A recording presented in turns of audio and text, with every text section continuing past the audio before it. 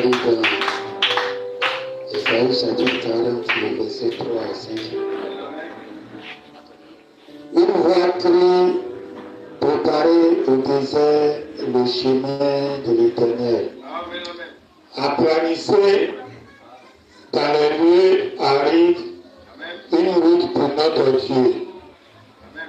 Que toute vallée soit exaucée. Que toute montagne et toute colline soient abaissées. Que les coteaux se changent en plaine. Et les défilés étroits en vallons. On va lire un autre verset, Proverbe 22, le verset 28. Ne déplace pas les bonnes en ciel que tes pères ont posé. Amen. Que le Seigneur ajoute les bénédictions à la parole. Amen.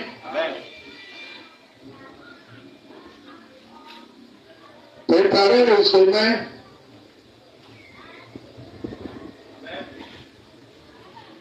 Préparez la route du Seigneur. Amen. Donc, Jean-Baptiste était celui qui était venu préparer la route de Jésus. Et Jésus doit venir, mais sa route doit être préparée.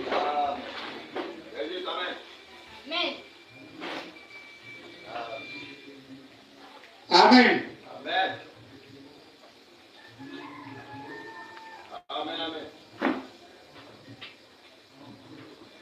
Avant, ce quartier était la forêt.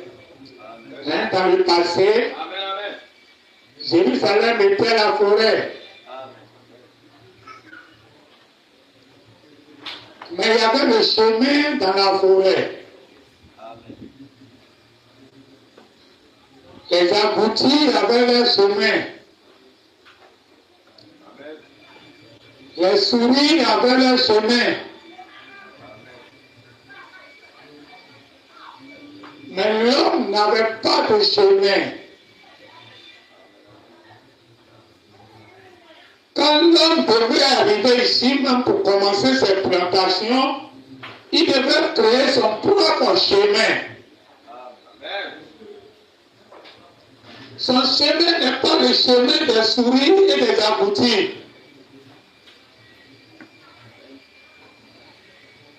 Alors Jésus, lui, il vient dans ce monde.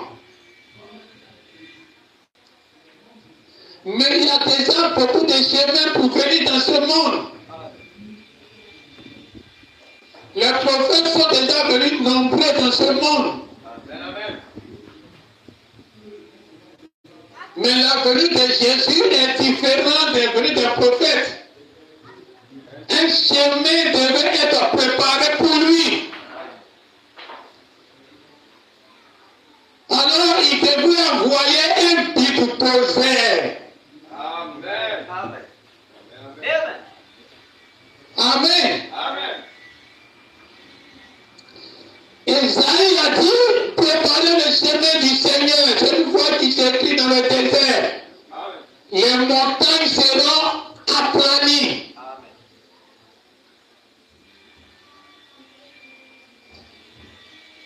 Quand l'homme fait son chemin, si la montagne, il contourne la montagne.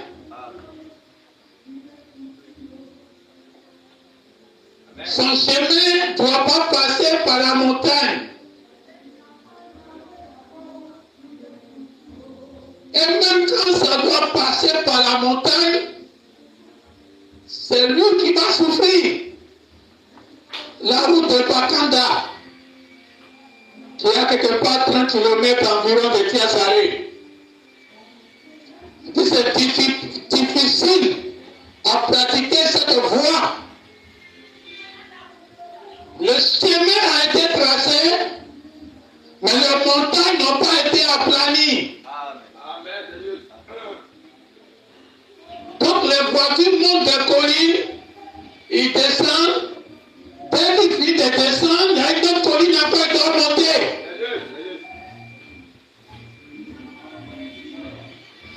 Quand l'homme doit venir effectivement avec ses pitosères,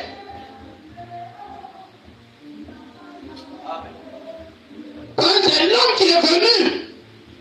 Mais l'homme n'est pas venu avec des pitosères pour casser les montagnes. Alors il y a des envoyés de Dieu que Dieu envoie. Dieu a dit ça dans la Bible, il saute, il contourne. Parce que c'est un nœud, c'est une montagne. Tu es en train de prêcher, tu es en train de trouver un chemin pour que tu vas passer par la Bible pour atteindre ton objectif. Tu es quitté un Barbicien, tu viens à Tiasalé. Tu vas traverser la Bible, ton objectif c'est arriver à Tiasalé. Mais en cours de route, tu vas croiser des versets que tu ne comprends pas. Ce sont des montagnes, ce sont des nœuds. Alors, qu'est-ce que ce prédicateur fait? Il contourne ça. Amen. Amen. La meilleure façon de contourner, il répète la même chose. C'est un nœud. Il faut démystifier ce nœud. Il faut que tu sois un ministère de pitosère. Parce que quand Jésus doit venir, il nous faut un ministère de pitosère. Pas une route comme pour Bakanda, où tu vas partir dessus et puis la colline est là. Où tu dois enfermer toutes les montagnes sur sa route. Tout amen. Aplanir toutes les montagnes. Amen, amen. Jésus, il vient dans le monde comme quelqu'un qui est venu trouver la paix et qui est en train de chercher son chemin. Mais son chemin, c'était pour atteindre un but. Mais dans son chemin, il y a des obstacles.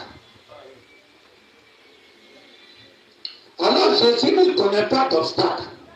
Amen, amen. Quand il va passer, il passe. Quand il a fait sortir son peuple d'Israël de l'Égypte, ils sont arrivés à la mer Rouge. Beaucoup de nos parents ont fait le village au bord des fleuves. Parce qu'ils n'ont pas de moyens pour traverser. La meilleure façon pour la reine beaucoup d'échapper à ce groupe qui le poursuivait, c'était pour traverser l'eau qui était devant eux. Quand elle a trouvé la solution pour traverser, ceux qui sont venus n'ont pas trouvé de solution. Or, devant tout obstacle dans la nature, quand ils sont arrivés devant la mer Rouge, c'était un obstacle, mais devant Dieu, c'était le chemin qui doit passer. C'est pour cela que l'homme a commencé à faire des ponts. Pour montrer qu'il n'y a pas de chemin infranchissable dans la Bible. Si l'homme est en train de passer là où il ne passait pas avant à pied. Alors tu dois savoir que dans la Bible, il ne doit plus avoir d'endroit où tu dois sauter, d'endroit où tu ne mourrais pas, d'endroit où tu ne peux pas passer. Amen. Le temps naturel qui peut plus le spirituel. Quand avant on avait des obstacles, on avait des montagnes qu'on ne pouvait pas casser pour créer des routes. Et quand tu prends Abidjan ici, la voie est plate. Tu t'as dit que c'est plat auparavant. Si je n'avais pas envoyé les pitosés, la route allait être comme pour Tabaké, pour Bakandana. Mais ils ont fait venir de gros moyens pour casser toutes les montagnes qui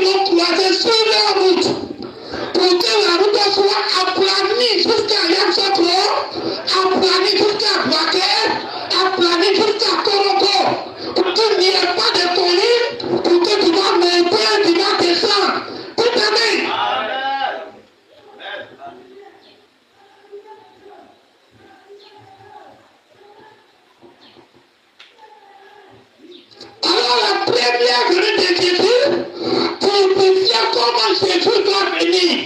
La meilleure façon de Jésus de venir, c'est pour envoyer de gros moyens devant lui. Voilà pourquoi en ce temps de la fin, il lui a envoyé un bulldozer, un gros moyen. Parce qu'il y a beaucoup de collines dans la Bible, beaucoup de montagnes dans la Bible, que tous les messagers qui étaient des hommes, qui étaient des gros moyens, mais pas de dernier puis de moyens, ils contournaient les montagnes, ils contournaient les nœuds de la Bible. Ceci, il peut expliquer, ceci, il ne peut pas expliquer. Ils ont commencé à monter, descendre, pour aller à leur objectif. Mais Jésus dit, comme moi je viens, toutes les montagnes doivent être aplanies. Voilà pourquoi il a envoyé dans la suite 4 pour qu'avant la venue de tout février 1963, avant que les anges soient venus, tous les mystères doivent être révélés. Tout amen. Il y a un problème. La Bible dit, toutes les montagnes doivent être aplanies. Mais quand Jésus est venu, toutes les montagnes n'étaient pas aplanies. Quelles sont les montagnes qui ont été aplanies? C'était les montagnes qui étaient sur son chemin. Dites amen. On ne casse pas les montagnes pour casser les montagnes. Mais on casse les montagnes qui sont sur la route de nos projets. Dites amen. Donc c'est ça quand Dieu dit toutes les montagnes qui sont aplanies, ce sont les montagnes qui sont situées sur sa route. Dites amen. Sur la route des 7 anges qui doivent arriver en ce temps de la fin. Tous les mystères qui sont sur la route. Les mystères qui ne les concernent pas, Branham ne va pas toucher avant qu'il est venu. Parce que ce n'est pas sur la route. On devait briser le premier saut, le deuxième saut, le troisième saut, révéler le mystère. Ce n'était pas encore les sauts. On devait révéler le mystère de Jésus-Christ, le mystère de Dieu en Trinité qui fait une seule personne. Branham a cité tous les mystères qui devaient révéler avant le 28 février. Donc en 1962, Branham était à faire son bilan des mystères que le 7e messager devait révéler. Et il a commencé à citer tous les mystères. Ça partait plus de 10 mystères. 11 par là. Tout amen. Et c'est ces mystères-là qui étaient sur la route de 7 anges. Ils doivent venir. Mais tant qu'on ne sait pas qui est Jésus-Christ, qui est l'Église, qui est tout ce que Branham a révélé, la semence du serpent. Un mariage divorce, c'était pas comme. Hein? Tout ce que Branham a révélé, jusqu'à ce qu'il pouvait arriver, c'était les montagnes qui étaient sur la route. Les gens ne pouvaient rien faire avec. Mais Dieu faisait avec. Dieu montait, il descendait pour atteindre son but. Mais pour que Dieu va venir, en ce temps de la fin, il fallait envoyer un Jean-Baptiste qui a les mêmes moyens que Jean-Baptiste pour briser tout ce qui est montagne qui devait être réellement brisé et pour les autres ne brisaient pas. Amen. Quand l'État va débriser de gros moyens pour venir sur la route de Bakanda, les montagnes seront affaissées. Donc il y a moyen et puis il y a moyen. Il y a capacité et puis il y a capacité. Dites amen. Mais quelle est cette montagne qui doit être aplanée? Hein? Quelle est cette montagne qui doit être aplanée pour que Jésus vienne?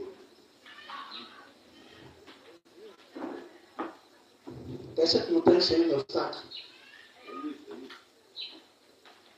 Et c'est là que l'on voit dans Actes des Apôtres. L'apôtre Paul a encouragé les disciples des gens. Il les a demandé, est-ce que vous avez reçu le Saint-Esprit? Et ils lui ont dit, on n'a même pas entendu parler qu'il y a un Saint-Esprit. Il a dit, de quel baptême avez-vous été baptisé? Il dit, du baptême de Jean.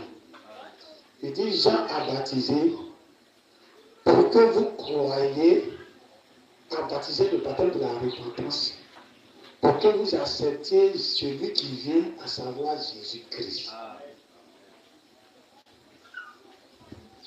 L'apôtre Paul avait une grande compréhension de la parole. La repentance que Jean-Baptiste faisait dans les Judéens, non, tu as péché, tu as fait quoi? Tu as péché, hein, tu as fait quoi? Et puis il est là, fier d'un vice, à repentir, non, je suis mauvais, il vient de repentir. En réalité, Jean-Baptiste descendait une onction sur un groupe pour ôter d'eux ce qui était là, pour qu'ils aient la capacité d'accepter ce qui va venir. C'est une repentance. Savoir que ce que tu faisais est faux, ça ne peut pas te sauver, ça ne peut pas t'aider. Et être prêt à recevoir une nouvelle chose. Pour Jean-Baptiste, c'était de nous préparer un peuple spécial, un vecteur spécial. Tout à fait. De temps que Jésus devait venir et que ton évangile allait impacter, parce qu'il n'y avait plus racine de la loi en eux. Donc quand il est baptisé de la repentance, il était à détruire la racine de la foi. Dans la foi, de ce qu'il n'a pas fait. Quand Jésus est venu, ils sont restés sur Moïse a dit. Moïse a dit, aucune repentance. Et que tu sais que c'est pas bon. Donc comme c'est pas bon, tu veux changer. Alors quand on t'apporte le changement, tu es prêt à accepter le changement. Donc en réalité, Jean-Baptiste, la montagne qu'il a fait, c'était la foi des gens qui étaient en train de détruire ça en eux. Pour que la nouvelle foi qui va venir, la grâce qui va venir, par le sang de Jésus, le Saint-Esprit qui va descendre, il est un peu préparé pour recevoir le ministère de Jésus. Pour que tout le monde ne soit pas Moïse a dit. Tout à fait, un peu préparé sur le chemin de Jésus, pour que Jean-Baptiste va le baptiser, pour que quand Jésus vient, il y ait des peuples qui peuvent accepter Jésus. Amen. C'est juste. Amen. Amen. Amen. Alors quand Branham revient, Branham est revenu. Non, quand il dit Branham revient, c'est pas revient. Quand Jean-Baptiste revient, quand le bulldozer casse les montagnes, tous les nœuds de la Bible, quand il revient, comprenez tous les nœuds de la Bible comme ce qui concerne le chemin de celui qui vient. Voilà pourquoi Jean-Baptiste n'a pas baptisé tout Jérusalem. Il baptisait un peuple. Ceux qui ne devaient pas baptiser, il ne les baptisait pas. Amen. Alors, quand Branham est venu, Branham a commencé à ouvrir les mystères. Les mystères qu'il ouvrait, en réalité, tout ce que Branham faisait comme mystère, qu'on vient de vous dire que c'était pour préparer la venue des sept anges qui est Christ, c'était en réalité une sorte de repentance encore dans l'Église. Parce qu'il a préparé, la Bible dit, non. Lui a dit, ton message va préparer la seconde venue. Donc ça veut dire la seconde venue doit être encore préparée comme la première venue. La première venue n'est pas venue sur un chemin hasardeux où il y a les poussins partout et puis il vient dedans. Il y a eu quelqu'un qui est venu nettoyer les herbes pour que avant que Jésus va venir. Quand Jésus veut revenir pour la seconde fois, il dit ton message va préparer la seconde venue. Donc cette fois-ci, c'est le message maintenant qui va préparer des cœurs à accepter Christ qui va descendre. Dans une sorte de repentance. Quel genre de repentance? Quand Christ va venir là, la Bible dit est-ce qu'il va trouver la foi?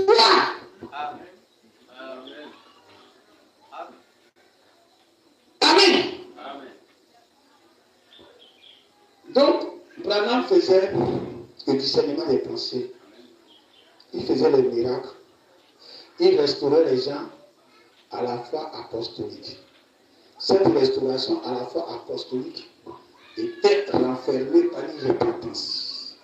Une repentance de l'Église qui doit accepter Christ qui vient le 28 février 63. Et une repentance de quoi? La première, le peuple devait se repentir de Moïse.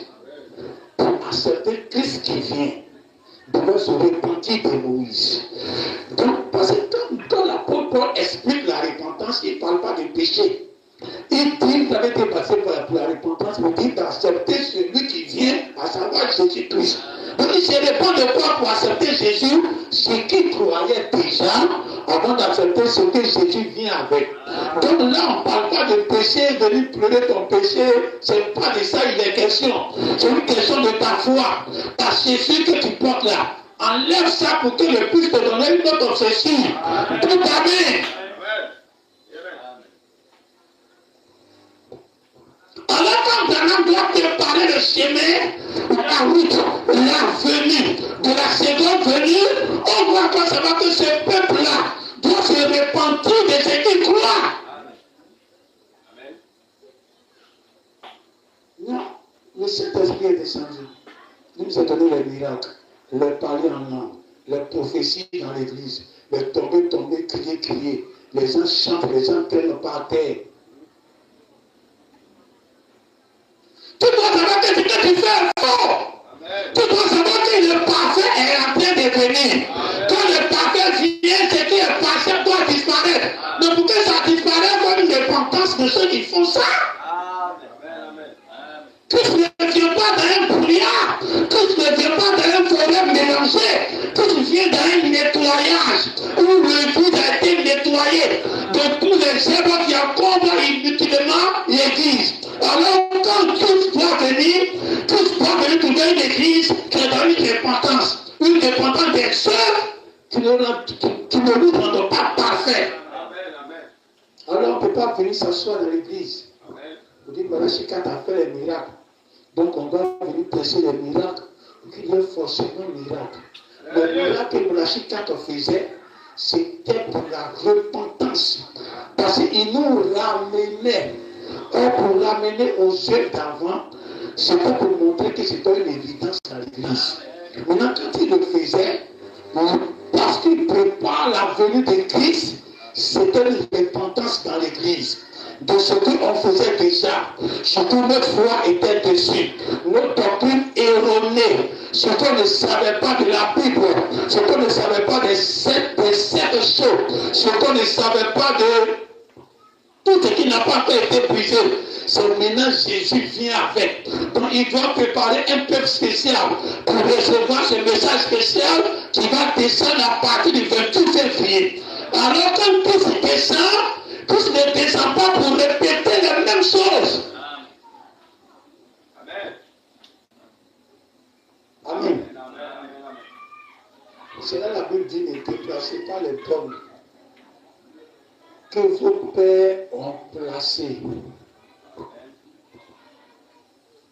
Dans les villages, il y a les gens qui ont des forêts et les grands-parents ont déjà défini les terres de chaque famille.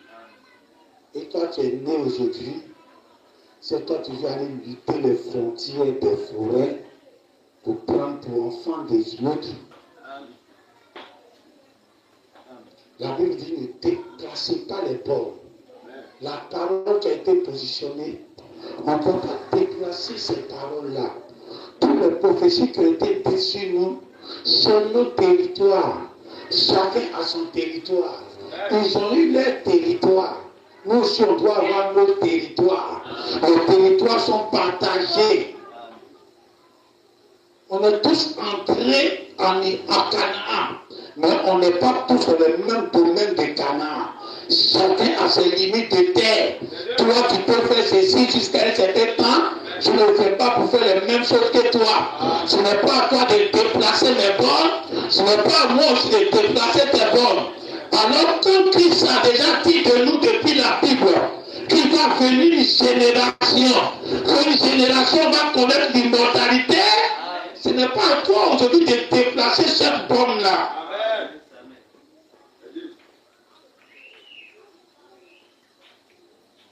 Amen. Amen.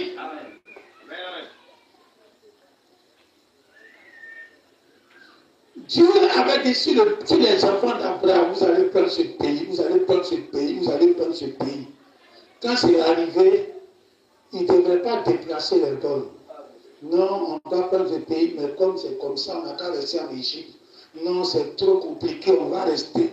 On devait accepter la prophétie qui était dit sur nous, et puis avancer jusqu'à la terre promise, et puis prendre la terre promise. Quand Jésus était arrivé, j'avais déjà la prophétie depuis Joël, que Dieu va répandre son esprit sur toute chair. C'est une prophétie qui était déjà sur l'Église, mais ça n'appartenait pas à l'ancienne Église, ça appartient à la nouvelle Église. Ça n'appartient pas à Jean-Baptiste, à Malachie et autres. Ça appartient à la nouvelle génération. Ils sont tous en Christ. Tout est la parole. Depuis Moïse jusqu'à nous, c'est la même intention de notre corps qui a commencé depuis là-bas. Mais chacun a son territoire dans ces rédactions-là. Donc quand le Saint-Esprit a commencé à se mouvoir à la Pentecôte, on ne doit pas dire pourquoi nos pères n'ont pas fait ça, et puis c'est nous qui sommes en train de faire ça. C'est notre territoire, ce n'est pas leur territoire, ce n'est pas à eux. À leur temps de prêcher, ce qui était prophétisé sur nous, que ça ne va pas arriver. Les bornes qui ont été placées, ça doit être respecté. Dites amen. On ne doit pas déplacer les bornes. Alors quand il y a des prophéties sur nous, nous ne sommes pas dans le temps de la Pentecôte. Nous sommes dans le temps de la pré-Pentecôte. Quand l'ange d'Apocalypse descend, c'est ça nous notre terre. C'est ça nous notre promesse. Quand il descend, la Bible dit, il n'aurait plus de temps. Ça veut dire que tout ce qui est de temps va passer. On ne sera plus dans le temps. Le temps. Ça veut dire tout ce qui est lié au monde. Tu es né temps. Tu as tel âge. Tu vas mourir temps. Ça ne va plus exister.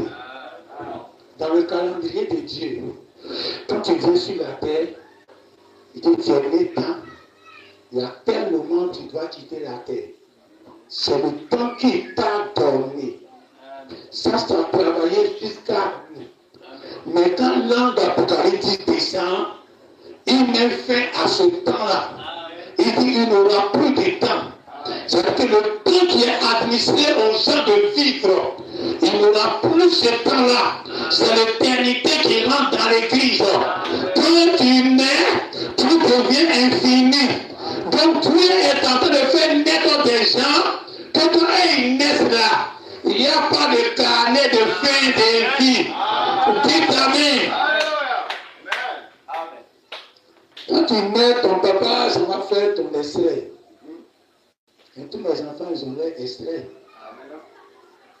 Richard a son extrait à Tékoubé, à Rabel, à Messi, ils ont leur extrait à Lopougon. Cavet, son extrait, c'est Antia Salé. Ça, c'est le temps de vie. Le temps que tu as commencé. Au moment où l'homme a écrit, Dieu aussi a écrit là-bas. Il est né à quelle heure même? À 4h44.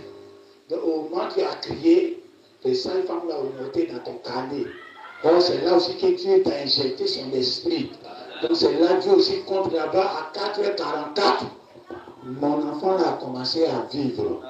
Donc en même temps, comme Dieu lui il est infini, lui il n'attend pas que tu meurs. Lui, ton extrait de mort, on appelle acte de décès là. Lui, il a ça déjà. Au moment où tu nais, il a acte de décès là en même temps. Il connaît combien d'années tu vas faire. Il a déjà l'acte de décès. Mais nous, en tant qu'être humain, comme on ne connaît pas ce qui va arriver, combien de temps tu vas faire, on attend que ça va arriver d'abord. Là, maintenant, il y a décalage. Parce qu'au moment d'accouchement, nous deux, on note la même chose, au même moment. Mais au moment de la mort, on n'est pas ensemble. Dieu a déjà mis pour lui au début. Nous, on attend que ça arrive et puis on met pour nous. Alors, c'est là que Dieu maintenant fait venir des enfants. Non, c'est Dieu qui a parlé. Ce que nous parlons en mille, ce n'est pas à nous, on va débusquer ça. Depuis la Bible, l'apôtre Paul dit, nous les vivants, il s'est compté dedans. Tellement Dieu lui a montré que c'était vrai, il pensait que nous-mêmes il allait être dedans. Il dit, nous les vivants qui serons restés, on va changer en même temps. Là, on ne va pas dévancer ceux qui sont déjà morts. Et ils vont d'abord ressusciter. Et nous qui sommes restés vivants. C'est-à-dire que nous, qu'on n'a pas acte de décès là, nous, on va rester là et puis on va partir à eux.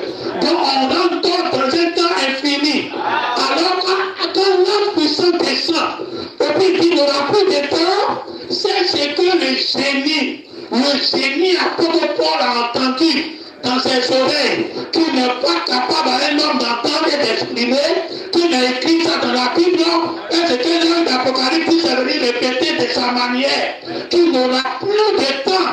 Quand les sept honneurs vont faire entendre leur voix, l'immortalité rentre dans l'église. Dieu fait descendre une génération qui n'ont pas hâte de décès. Laissez les gens, quand ils vont vous chercher, ils ne vont pas vous voir. Ils n'ont pas créé leur acte de décès là derrière vous. Parce que la fin là, il y a discorde dessus entre Dieu et puis les hommes. Amen. Alors ces hommes-là, on doit respecter pour chaque génération. Donc notre génération doit être respectée. On doit rester dans nos limites. On ne doit pas décaler ce que nos parents ont déjà fixé de nous. Quand tu fais frontière, ta forêt fait frontière la forêt de quelqu'un d'autre. Tu veux entrer chez lui, hein, tu es temps pour lui un peu. Pour lui, il n'a qu'à entrer chez toi. Quand tu viens dans la parole, que tu déplaces tes bords, et que tu veux entrer dans le terrain des autres, comme ils sont morts, on va mourir aussi. Donc tu es en train de déplacer tes bords. Or, eux, ils ont leur limite. La limite de ce que pour eux, ça est là. Ça ne doit pas déplacer.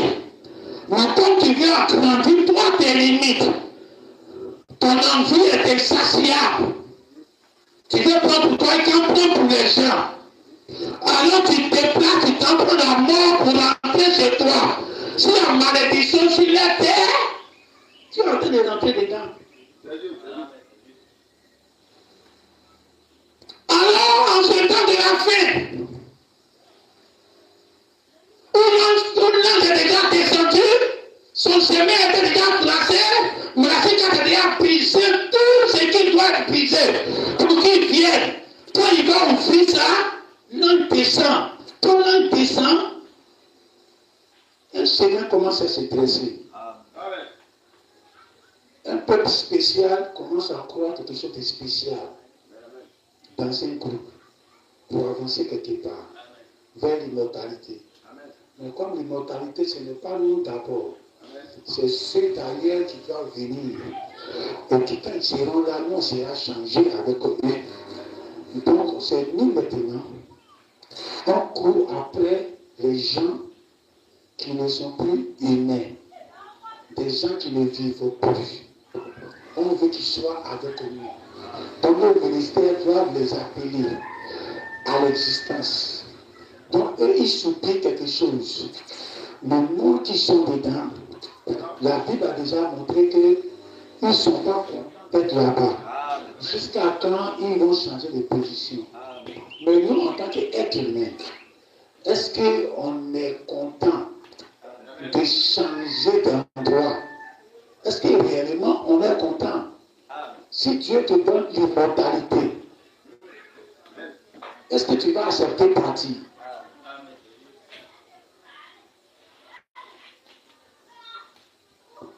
La mort, c'est une obligation. Un enfant qui meurt, il ne veut pas déjà, on le pousse pour mettre au dehors. Il n'a pas le choix. Tout le monde de la terre va te rejeter, tu n'as pas le choix. Tu veux pas, tu t'en vas.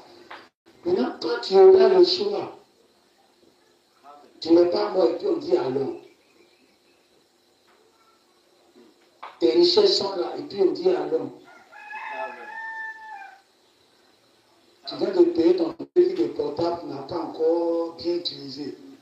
Et puis on dit c'est le moment, allons. Ce n'est pas la mort. La mort t'oblige. Un coup accident, boum, un coup maladie de 2 jours, il est parti. Donc là, tu n'as pas le choix, tu vas forcer, Dieu te force. Mais en ce moment-là, maintenant, tu vis en 2 mondes. Il te rend visite, il te montre le jour qu'on va partir. Imaginez le jour de Jésus. Quand Jésus avait fait 40 jours avec les gens qui étaient dans la tombe là-bas, pour monter au ciel, est-ce qu'ils avaient vraiment envie de partir? Ils sont venus retrouver leur pays qu'ils avaient laissé à 400 ans, à 500 ans, il y a peut-être 1000 ans. Abraham revient, il fuit dans son quartier, il est là. Sarah est devenue une jeune femme bien. Là-bas, ils ne se touchaient pas comme des hommes. Ici, ils se touchent maintenant comme des hommes, des jeunes gens. Est-ce que cette expérience ne peut pas rester encore longtemps dedans? La Bible dit qu'ils ont fait 40 jours dedans. Mais 40 jours là, est-ce qu'ils étaient contents de partir? Là-bas, maintenant, ils ont vu l'espérance des anges.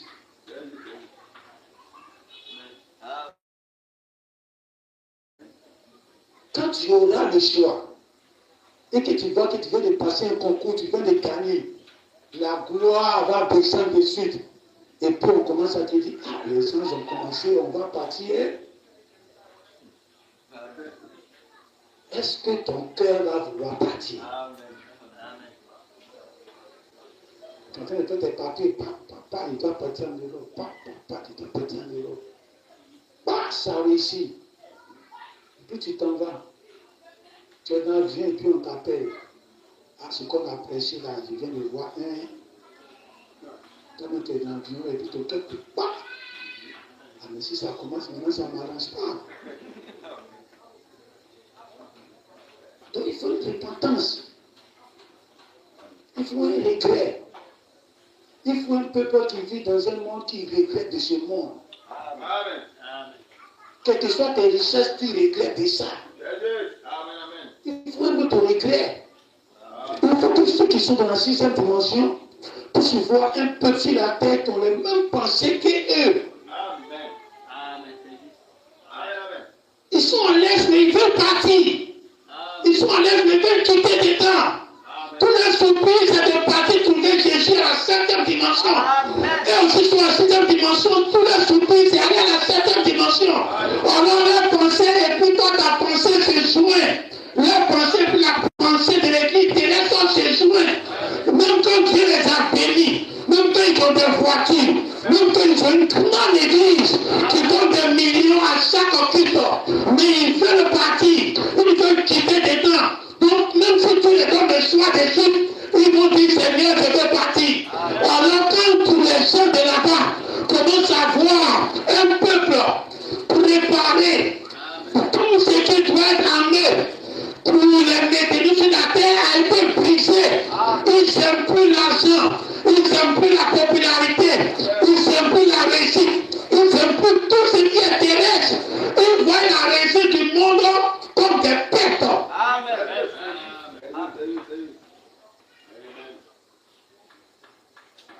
C'est à partir de ce moment-là que le peuple qui est en haut, qui veut descendre, vont descendre. Alors il faut des pitonsers. Quand on a venu laisser le message, il y a des montagnes dans le message. Et c'est là les prédicateurs, hein? On appelle ça les prédicateurs d'Abba. Les prédicateurs Topo. Il vient, il trace un petit chemin, il passe dans la forêt du message. Très. Et tout petit colline qui n'est même pas montagne. Il faut casser ça. Non, si Branham n'a pas cassé, moi il est passé à côté. Très. Le nœud. Et puis ils sont là. Si jamais il y a une grosse montagne, là, c'est pas la peine. Ils vont s'asseoir, ils vont dormir là. Des prédicateurs paresseux. Si Branham n'a pas brisé, c'est pas nous à briser. Amen. Branham a préparé la venue des 7 anges. Alors la venue qui arrive là, quand il dit ton message, c'est pas les bandes. Ton message, ce sont les hommes. C'est que ta prédication va entrer, c'est ça ton message. C'est eux qui vont préparer la venue. La seconde venue, c'est eux qui vont préparer ça. Toi, en tant que message, tu as envoyé le message, tu as descendu les 7 anges qui est Christ qui est descendu. Mais pour qu'ils vont démarrer de la terre, pour que les morts vont venir, il faut encore le même message qui va continuer. Mais c'est d'abord toi, Branham homme, ça sera ce que ton message a engendré. Des messagers sur la terre. Regarde, vous êtes messagers de mon message. On devient des messages. Titanes, des messages ambulants. La bande en magnétique. En tant qu'un être humain. Alors, tout ce que tu fais est en train d'appeler, en train de préparer le chemin pour que sur cette seconde venue là, puis descendre sur la terre. Ah, c'était l'idée.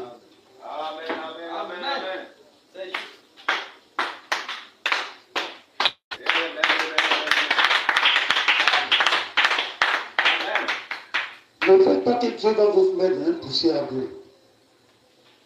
N'obligez pas Dieu à le faire. Le peuple d'Israël pouvait partir à Canaan en 11 jours. Mais comme ils étaient paresseux, ils n'étaient pas des hommes de guerre, Dieu les a fatigués pendant 40 ans dans le désert pour pouvoir trouver un peu de guérir.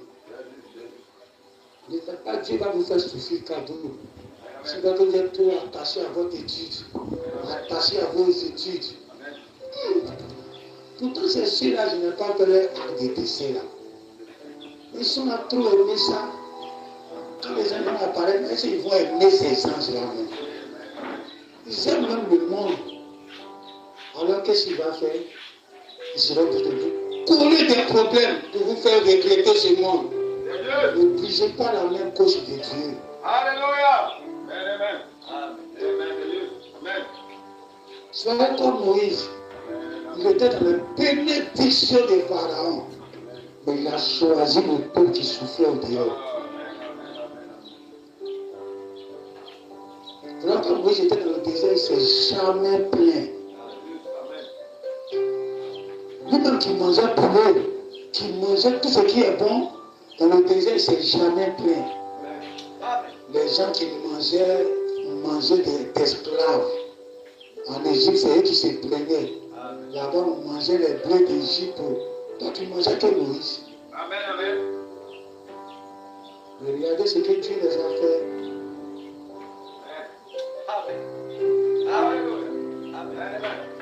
Ne commencez pas à aimer vos études, avec vos petits diplômes papier que vous êtes là ramassés dans votre dos.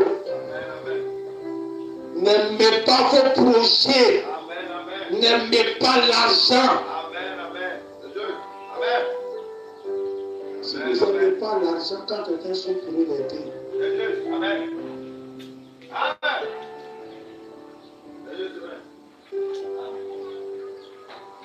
Alors si Dieu commence à voir que vous devenez comme Moïse, malgré que vous êtes bénis, mais vous êtes prêts à abandonner cette richesse-là.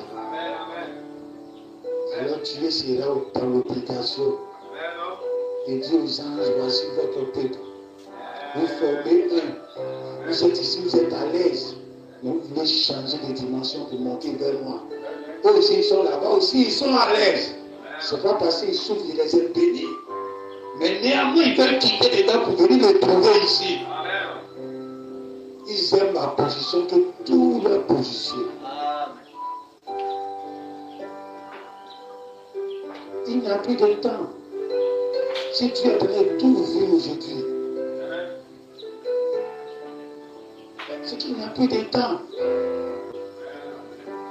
La troisième guerre mondiale a pointé son nez. Il a fait entrer. La persécution s'est préparée. Tout ce qui doit accomplir cela, tout est prêt. puis c'est un stand-by. Parce que si ça déclenche, ça veut dire que c'est quand tu es loupé, que tu es resté. Alors que si tu attends, tu veux voir quoi pour être poussé à bout. Tu veux voir d'abord la souffrance. Non, comme le pasteur il souffre trop là, c'est pour ça qu'il est dans un certain poussé à bout comme ça. Il souffre comme ça pour vous couvrir. Ce n'est pas que vous souffrez dans le tout. Je prends le poids de tout le monde sur mon poids. Alors Dieu vous bénit. Vous ne devez pas souffrir. Mais Dieu doit voir que votre cœur n'est pas attaché à vos richesses. Votre cœur n'est pas attaché à vos diplômes. Votre cœur n'est pas attaché à vos projets. Dieu veut voir ça. Vous êtes léger. Quand tu vas vous dire d'aller à gauche des mains, rien ne vous retient. Aller à droite des mains, rien ne vous retient.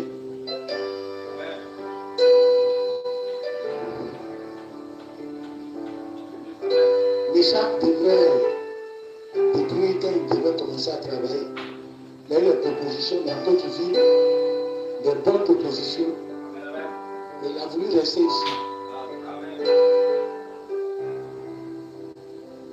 Ici même peut-être c'était plus fatigant. Il va aller dans un village, enseigner, revenir, enseigner, revenir. Il a préféré rester ici. Il a son projet. Mais être capable de dominer son projet. Si ça vient arriver, ça va arriver. Si ça ne va pas arriver, ça ne fait rien. Il y a des gens qui ont réussi, qui ont laissé, ça peut partir. Mais celui qui va partir qui est important. Alors si toi, tu commences à te faire confiance aussi, tu dis que tu peux avoir un meilleur travail quelque part dans une autre ville. On va te payer bien là-bas. Il n'y a pas de message là-bas. Et même s'il y a un message, ce n'est pas le degré du message que tu crois là qui est là-bas. À cause de bien tu vas partir, ça a duré combien de temps avec toi? Tu montres à Dieu, Dieu peut te tester par ses chemins.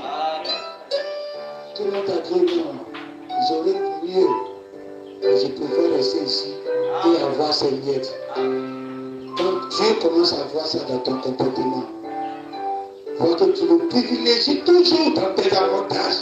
Toi, tu le privilégies toujours. Alors, vois que tu es léger. Tu es l'homme de l'enlèvement. Tu es l'homme qui va te donner l'immortalité. Il n'y a rien.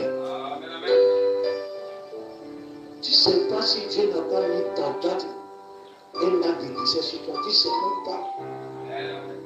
Quand l'homme ne se connaît pas, il n'y a même pas acte de décès sur ses décisions, on ne sait même pas. Et on veut se comporter la même chose. Donc, pourtant, ils ont acte de décès quand tu n'as pas acte de décès dans la main de Dieu. Alors, soyez légers sur la terre. Si Dieu t'a vraiment envoyé à ta salaire pour faire l'œuvre, fais-le. Non, je souffre, je m'en vais. Ta souffrance là, ça a duré combien d'années? Et ton bonheur va durer éternellement. Alors, je vais rester ici et puis souffrir.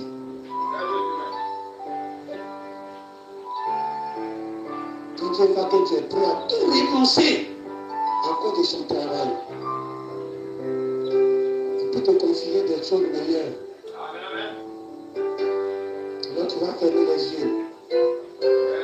Sur le dernier katakata de Dieu, le dernier bulldozer est en marche.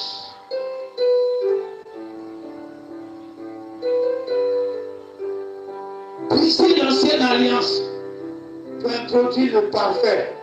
Le parfait, c'est la parole. L'ouverture de la parole. Nous sommes entrés dans le pays de la parole. On devait trouver un peuple qui aime la parole, qui aime la parole, qui aime la parole. Mais on voit des gens qui ont déplacé les pommes pour aller derrière. Ils sont cherchés le miracle de Malachie 4. Ils sont cherchés le miracle du discernement de pensée. Ils sont cherchés les tomber, crier, les parler en langue. Ils sont déplacés les pommes pour aller dans le bon des autres.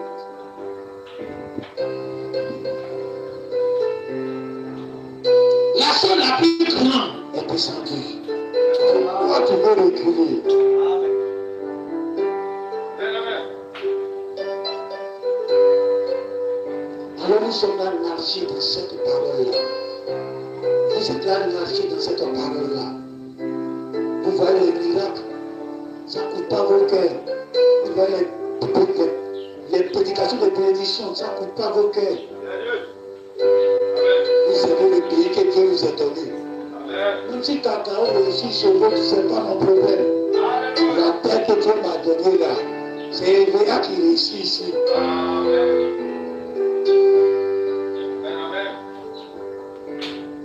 Alors dans ce pays, on a des nœuds. Le message est descendu des nœuds. Beaucoup de nœuds incompréhensibles. Alors Dieu envoie son dernier bulldozer pour fragmenter tout ce qui est montagne. Incompréhension dans la parole, incompréhension dans le message. Ça peut préparer quel chemin?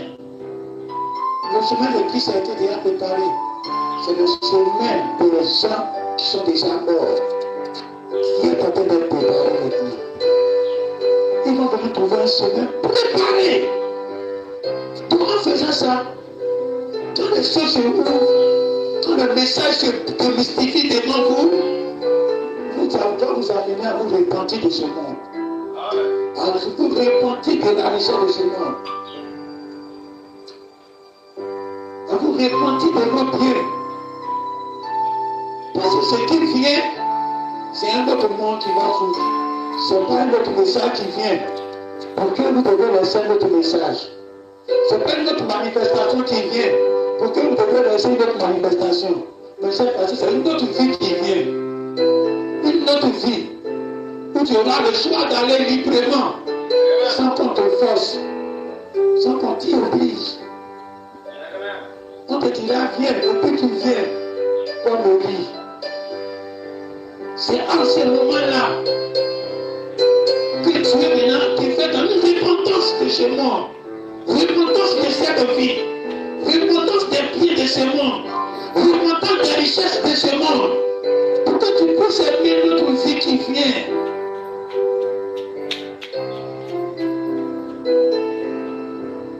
Les repentances sont de forme. Là-bas, c'était pour accepter Christ. Pour laisser Moïse. Pour laisser Agneau descendre. C'était pour accepter la parole, une autre manifestation. Pour laisser les manifestations de bébé pentecôtiste. Maintenant, quand nous sommes dans la manifestation de l'ouverture de la parole, cette ouverture de la parole, il n'y a pas mieux que ça. Après ça, c'est la vie maintenant. C'est la vie qui vient après ça. L'immortalité qui est descendue, c'est ça maintenant qui est devant nous. Alors cette vie qui vient, tu dois aimer ça pour ne pas aimer ce monde, tu dois te repentir. Tu dois regretter de tous tes biens ici. Regretter ton argent, regretter ta maison, regretter tes diplômes, regretter tes projets. Être léger devant Dieu. Quand Dieu te voit un peu te préparer pour recevoir la venue de mort en Christ.